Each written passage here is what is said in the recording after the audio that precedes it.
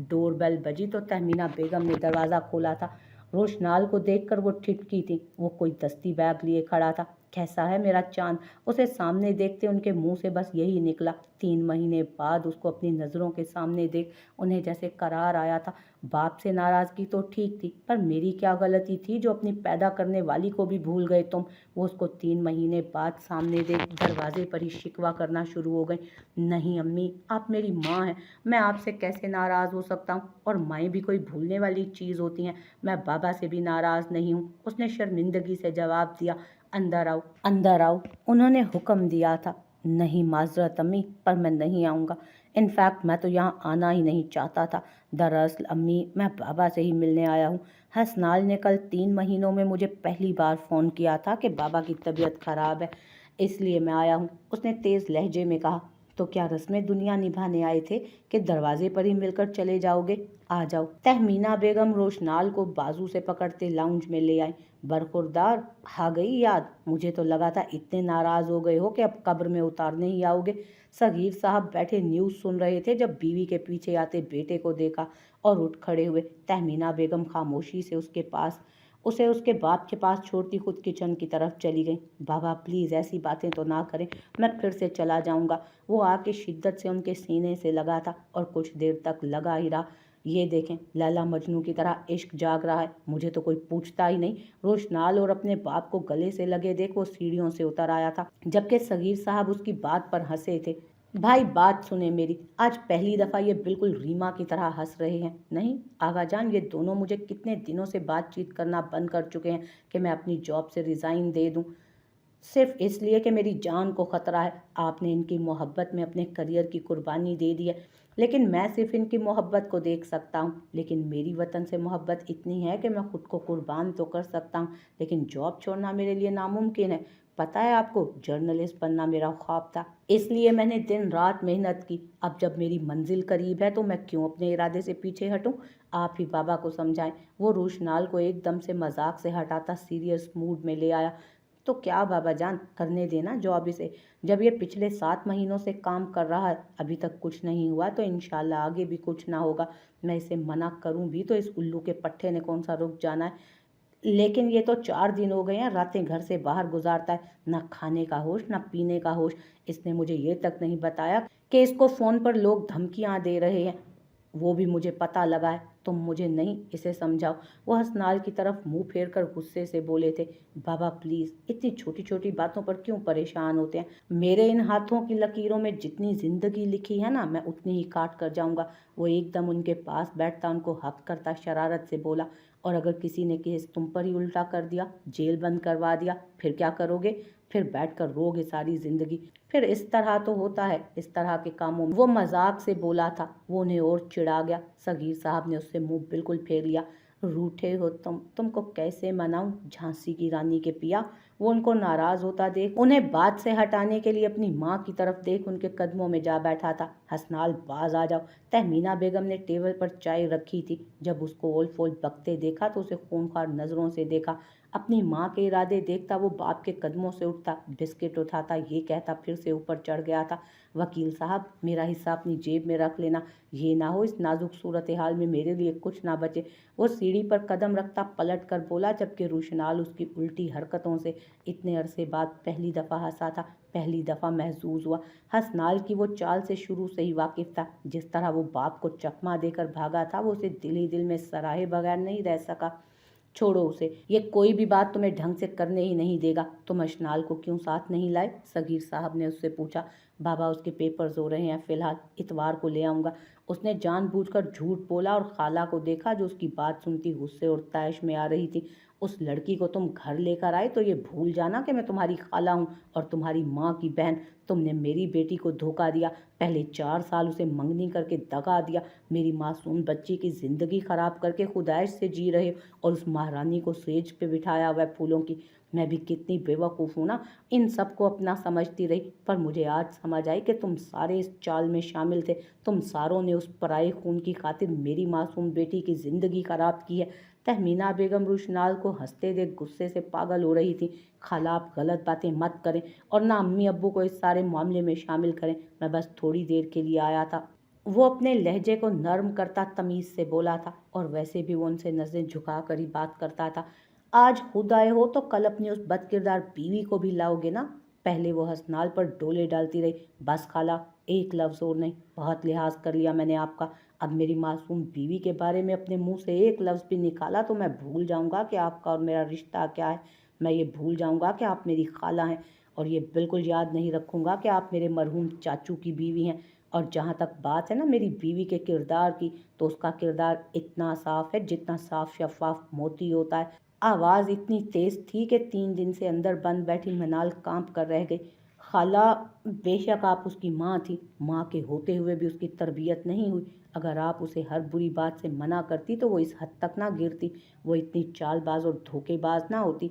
सच ये है कि आपने उसकी तरबियत ही नहीं की, सिर्फ पाला है उसे। आप अपनी महरूमियों और कमियों का बदला उससे लेती रहीं, उसको टॉर्चर और प्रेशराइज करती रहीं। पता है, जब हाथी का बच्चा छोटा होता है और उसे लोहे की जंजीरों से बांध दिया जाता है ना, ताकि वो कहीं अपनी जंजीरें ना तोड़ दे, फिर वो हाथी का बच्चा मुसलसल कोशिश करता रहता है कि वो उन मजबूत जंजीरों से आज़ाद हो जाए, लेकिन उसकी कोशिश नाकाम हो जाती है। और जब वो बड़ा होता है तो उसके पास हिम्मत भी होती है और ताकत भी कि वो एक सेकंड में वो जंजीर तोड़ दे, लेकिन वो दिमाग नहीं होता जो किसी गुलामी की जद में आ जाता है। इसी तरह आपने उसका दिमाग इस काबिल ही नहीं छोड़ा कि वो कुछ अच्छा सोच सके। बस इतना ही कहना था। ये कहकर वो जाने लगा। और हाँ, एक बात ये भी है कि अपनी बेटी के हाथ की राइटिंग का उस खत से मवाजना ज़रूर कर लीजिएगा। मेरी बीवी की राइटिंग उस रात के खत में 1% भी मेल नहीं खाती। और इससे ज़्यादा मैं कुछ नहीं कहूँगा। मुझे आपकी बेटी से नफ़रत नहीं, उससे हमदर्दी है। तरस आता है उस पर कि उसके अंदर कोई तो खामी थी, कोई तो कमी थी। जिस लम्हे उसने अशनाल से नफ़रत की और उन कमज़ोर लम्हों ने उससे ये घटिया काम करवाया, और उसे इस बात का एहसास तक नहीं। कहाँ जा रहे हो? आज रात तो रुक जाओ। वो सबको हैरान परेशान छोड़कर जा रहा था जब तहमीना बेगम उसके आगे आई और उसे रोकते हुए बोली, नहीं अम्मी, मेरा काम है, मैं 2-3 दिन शहर से बाहर हूँ, मैं अपने केस में उलझा हुआ हूँ, बस आप दुआ कीजिएगा। वो झुकता हुआ उनके हाथ चूमता माँ से दुआ लेता निकल गया। मनाल उसके लफ्ज़ों से ज़मीन में धंसी जा रही थी। वो अपनी नफ़रत का इतना पता लगाकर चला गया था।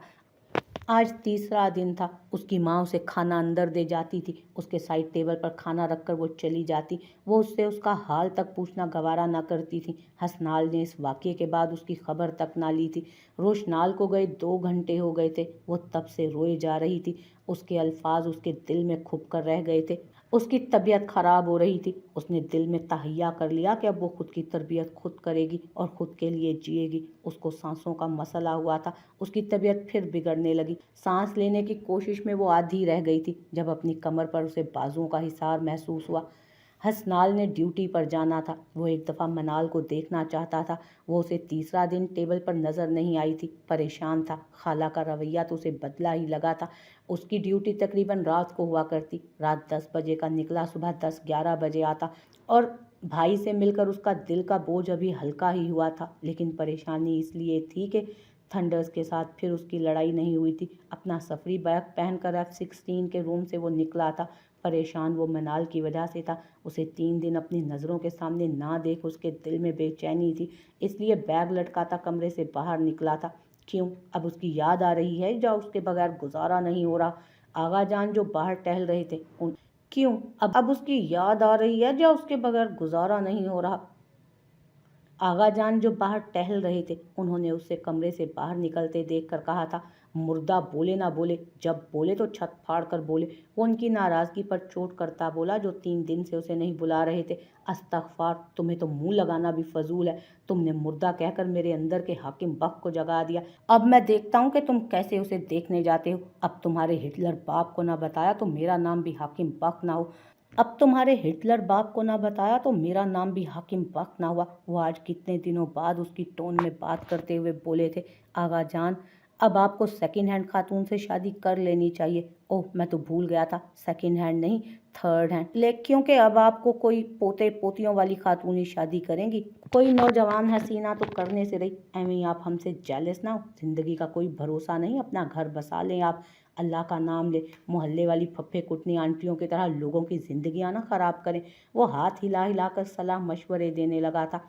शर्म नाम की तो तुम में कोई चीज़ है ही नहीं जो अपने बुजुर्ग दादा से बगैरतियाँ कर रहे हो। वो उसे देखकर गुस्से से और मसनूई रौब से बोले। जो चाबियाँ घुमाए अपने जहन में कुछ नया सोचते उन्हें चकमा देने की कोशिश में लगा था। आगा जान, आप और बुजुर्ग, नामुमकिन, ये नहीं हो सकता।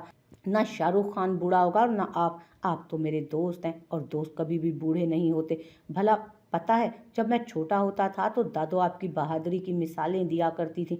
वो कहती होती थीं कि जब मेरा रिश्ता तुम्हारे दादा से तय हुआ था, उस वक्त तक गांव में रहते थे, और तुम्हारे दादा सारा दिन खेतों में बैल से काम करते थे और वो रात में उधर ही रहते। वो इतने बहादुर थे कि शेर भी उनसे डरते थे। वो उनके पीछे खड़ा उनको उनकी बहादुरी के किस्से ठहर कर पीछे लटके पर्दे के पीछे छुपा। बातें तो सारी ठीक हैं और बहादुर भी मैं बहुत था, लेकिन तुम्हारी पैदाइश से पहले ही तुम्हारी दादी तो फौत हो चुकी थी। वो खोए खोए लहजे में बोले और पीछे मुड़ा और देखा तो वो नहीं था। बड़ा ही खोते का पुत्र है, मुझे बेवकूफ़ बनाकर चला गया। पता था बेगैरत के बूढ़ा दादी की यादों में खो जाता है और फिर किसी चीज़ का होश नहीं रहता।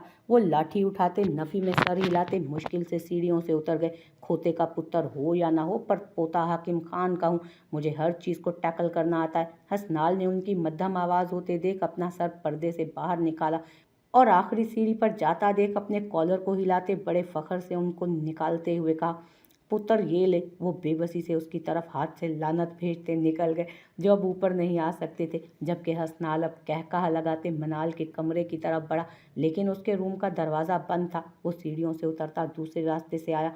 बेसन पर खड़े वो सांस लेने की कोशिश में आधी हो गई थी। टॉवल से मुंह साफ करते बाहर निकली तो लाइट नहीं थी। ओह शिट, लगता है बिजली चली गई। वो कहते हुए बेड पर आकर लेटी तो गैर महसूस सी हलचल महसूस हुई और अपनी कमर पर उसके सरसराते हुए हाथ महसूस हुए। कौन? खौफ से उसकी घिघी बंदी। वो अपनी घबराई हुई आवाज में बोली, आपका शोहर, जिसे आप 3 दिन 4 घंटे 25 मिनट और 3 सेकंड से भूल गई हैं। तो तुम कहाँ से आए हो? दरवाज़ा तो बंद था। वो अपने चकराते सर पर काबू पाते हुए गुस्से से बोली। मनाल उसकी कुर्बत में चकरा कर रह गई थी। एक तो अंधेरा और दूसरा वो उसके इतना करीब। छोड़ो मुझे, बेहुदा ठरकी इंसान। वो खुद को छुड़वाने लगी थी। जब इंसान का दिल और नीयत साफ हो ना, मेरा रब रास्ते बना ही देता है। तुम मुझे सीधा सीधा बताओ, अंदर कैसे आए? वो नफरत से बोली। विंडो से। वो यक लफ्जी जवाब देते हुए बोला। विंडो तो बंद थी, फिर कैसे आए हो? उसकी आंखें हैरत से फटने को थी। सिंपल सी बात, तोड़कर। ये कहता एक दफ़ा फिर वो उसे हैरान कर गया था। कैसे? हाथों से तोड़ा है। उसके सदमे से आवाज़ नहीं निकल रही थी। नहीं, आपको पागल नजर आता हूँ या रांझा? अपने बैट से तोड़कर आया हूँ आपको देखने। वो उसकी कमर पर गिरफ्त मजबूत करते बोला, दफ़ा हो जाओ यहाँ से, मैं तुम्हारी शक्ल भी नहीं देखना चाहती। बेफिक्र रहें, लाइट तो ऑफ है और मैं शक्ल दिखाने आया भी नहीं, मैं तो कुछ और ही करने आया। क्या? वो उसकी कमर से हाथ हटाते हुए बोली, जो उसके गिर्द लपेटे हुए था। प्यार प्यार व्यार निछावर करने आया हूँ, और क्या? हसनाल ने मनाल की घबराई आवाज़ से लुत्फ उठाया। तो प्लीज़ मुझे छोड़ दो, मुझे डर लग रहा है अंधेरे से। वो रूहान सी हुई थी। जब हसनाल बख्श साथ हो तो डरने की क्या बात है? वैसे जो मेरे साथ होता है वो तो तूफानों की भी परवाह नहीं करता। वो उसके चेहरे पर फूंक मारते बोला, प्लीज़ छोड़ दो मुझे, बख्श दो मेरी जान। कहते हो तो पाँव पड़ जाऊंगी। वो अपने तपते जिस्म पर दर्द महसूस करते फूट फूट कर रोने लगी। क्या हुआ है आपको? रो क्यों रही हैं? उसके हिलते वजूद और उसके मुंह से निकली बातों से वो अपनी जेब से फ़ोन निकालता एक पल को घबराया और उठकर उसको अपने साथ बिठाया। उसके चेहरे पर टॉर्च लगाता वो बोला, मगर उसके चेहरे को देख साकित रह गया। किसने किया है ये? कैसे हुआ? वो उसके चेहरे पर पतली सुर्ख धार को देखते बोला। उसकी सूजी हुई आंखें, उसका सफ़ेद चेहरा दहक रहा था। उसके सुर्ख चेहरे पर बिखरे बाल और उसका उजड़ा और वीरान चेहरा देखते वो बोला था, बताएं, किसने आपके मासूम और नाजुक चेहरे का ये हशर किया? और इसके बिखरे बाल समेटने लगा। आपको तो बुखार है, आपने क्यों नहीं बताया मुझे? उसके तपते चेहरे को महसूस करता वो परेशानी से बोला, दफ़ा हो जाओ, निकल जाओ यहाँ से। अब मेरा चेहरा क्यों नाजुक लग रहा है तुम्हें? तुम्हारी वजह से मेरी माँ ने मुझे बेदर्दी से मारा, सिर्फ और सिर्फ तुम्हारी वजह से। उन्होंने कहा कि मैंने तुमसे तलाक मांगी है। बताओ हसनाल हाकिम बाग, मैंने कब मांगी तुमसे तलाक? वो उसके गिरेबान को पकड़ते झिंझोड़ कर बोली, और उस वक्त यह चेहरा नाजुक नहीं लगा था जब मेरे बाल खींचकर मुझे थप्पड़ मारे थे। वो रोते रोते अपनी कमर पर उसके हाथ की गिरफ्त को गुस्से से छुड़वाते उठ खड़ी हुई। मैं तो हूँ ही बेगैरत जो अपने गुस्से और ख़ुद को काबू ना कर सका। पर आपने मुझे बताना तक गवारा नहीं किया कि खाला ने आपको इतनी सफाकी से मारा है। मुझे क्यों नहीं बताया? मर गया था मैं क्या? आप इतनी अजियत बर्दाश्त करती रहीं जो, और मैं बेखबर रहा। क्यों? आप इतनी अजियत बर्दाश्त करती रहीं और मैं बेखबर रहा। उसने गुस्से की शिद्दत से अपना हाथ बेड पर मारा और ज़ोर से धाड़ा, दफ़ा हो जाओ, निकल जाओ यहाँ से। मुझ पर चीखने से बेहतर है कि अपनी भड़ास कहीं और जाकर निकालो। मनाल लाइट ऑन करते बोली, खून।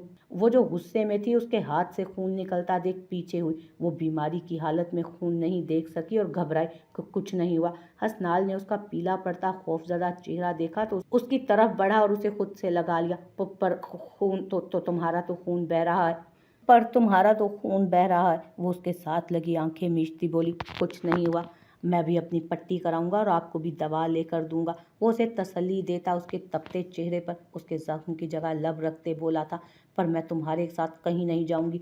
वो नफ़ी में सर हिलाते रूठे लहजे में बोली। वो उसके साथ बाहर खुली हवा में जाना चाहती थी, क्योंकि 3 दिन से कैदियों की तरह ज़िंदगी गुजारते उसे ये कमरा कैद खाना लगने लगा था।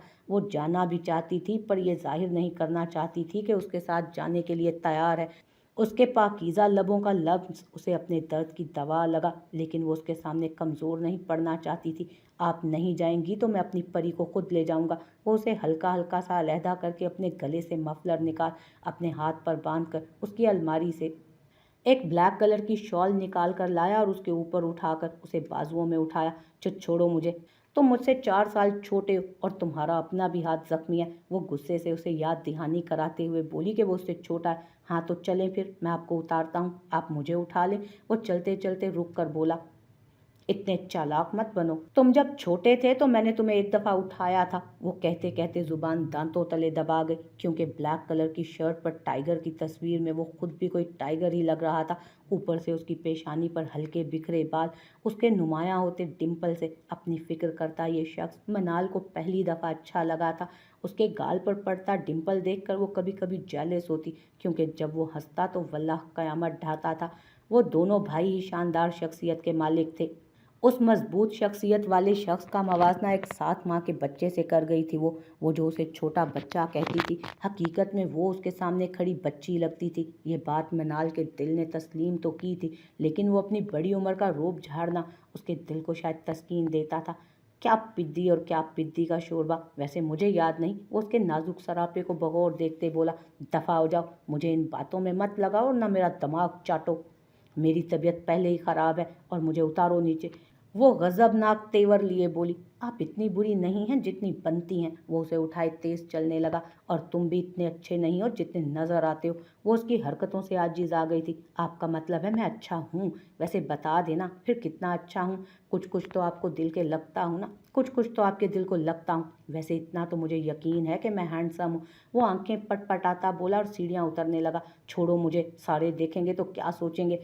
सब सो गए हैं और अब अगर आप बोलें तो यहीं सीढ़ियों पर गिरा दूं। वो फिर से उसके जवाब सुनने के लिए रुका। इतना तो मुझे पता है कि तुम मुझे गिरा नहीं सकते, ये मैं यकीन से कहती हूँ। तो फिर मान ले, मैं सिर्फ अच्छा नज़र नहीं आता बल्कि अच्छा हूँ भी।